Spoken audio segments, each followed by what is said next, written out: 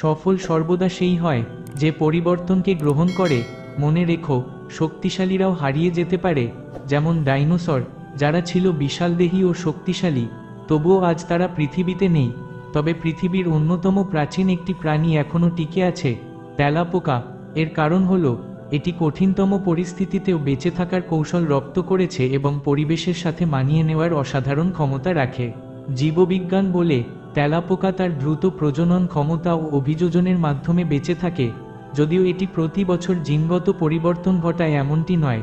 এখান থেকে আমরা শিক্ষা পাই যে কঠিন সময় ও পরিবর্তনকে গ্রহণ করাই বেঁচে থাকার মূল চাবিকাঠি। একটি গবেষণা অনুসারে বিশ্বের কিছু মেধাবী শিশু, যারা 15 থেকে 20 বছর পরও ঠিক সেখানেই থাকে যেখানে তারা 20 বছর আগে ছিল, তার মূল কারণ কেবলমাত্র পরিবর্তনকে গ্রহণ না করা নয়।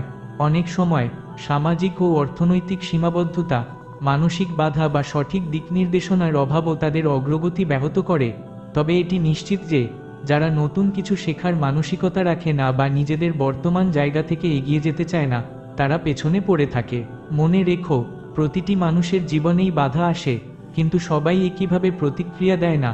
কেউ ছোটখাটো সমস্যাকেই তার শেষ বলে ধরে নেয়, আবার কেউ পাহাড়সম বাধাকেও চিরে নিজের জন্য পথ তৈরি করে। আর এরাই সত্যিকারের ইতিহাস তৈরি করে। তাই বন্ধুরা, সময়ের সাথে নিজের চিন্তাধারাকে বদলাতে শেখো। কখনো এক জায়গায় আটকে থেকো না। তোমার চিন্তার শক্তি দিয়ে দুনিয়াকে বদলাও।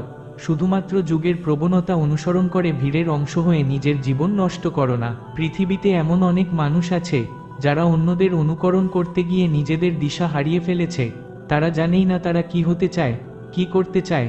মনে রেখো, যারা সত্যিই কিছু হতে চায়, তাদের চিন্তার ধরন সাধারণ মানুষের থেকে ভিন্ন হয়।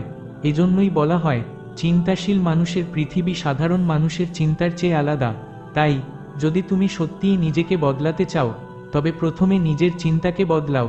নিজের ভেতরের প্রতিভাকে চিনতে শেখো এবং এমন কিছু করো যা আগে কেউ করেনি। ধরো, তোমার বাবা মা শিক্ষিত নন, তোমার পরিবারে শিক্ষা ও প্রশিক্ষণের পরিবেশ নেই, তোমার কাছে পর্যাপ্ত সুযোগ সুবিধা নেই। তবুও যদি তুমি কঠোর পরিশ্রম করে কিছু অর্জন করতে পারো, তাহলে তুমি একজন ব্যতিক্রমী ব্যক্তি। আজ উদাহরণ দেওয়ার মানুষ অনেক, কিন্তু আসল কৃতিত্ব তখনই যখন তুমি নিজেই এক উদাহরণ হয়ে ওঠো। যেই নিজেকে এক অনন্য দৃষ্টান্তে পরিণত করতে পারে, সেই সত্যিকারের পথপ্রদর্শক। সফল হতে হলে সবসময় পুরনো পথ বাদ দিয়ে নতুন কিছু করতেই হবে তা নয়। অনেক ক্ষেত্রেই পুরনো অভিজ্ঞতা ও মূল্যবোধ গুরুত্বপূর্ণ, তবে পরিবর্তনশীল বিশ্বের সাথে নিজেকে মানিয়ে নেওয়া সবচেয়ে বড় দক্ষতা। তাই এমন কিছু করে যাও যাতে তোমার অনুপস্থিতিতেও তোমার নাম উদাহরণ হিসেবে উচ্চারিত হয়, তোমাকে সম্মান করা হয় এবং ইতিহাসের পাতায় তোমার নাম চিরস্মরণীয় হয়ে থাকে। তাহলে ওঠো, নিজেকে বদলাও এবং দুনিয়ার জন্য এক অনন্য দৃষ্টান্ত হয়ে ওঠো।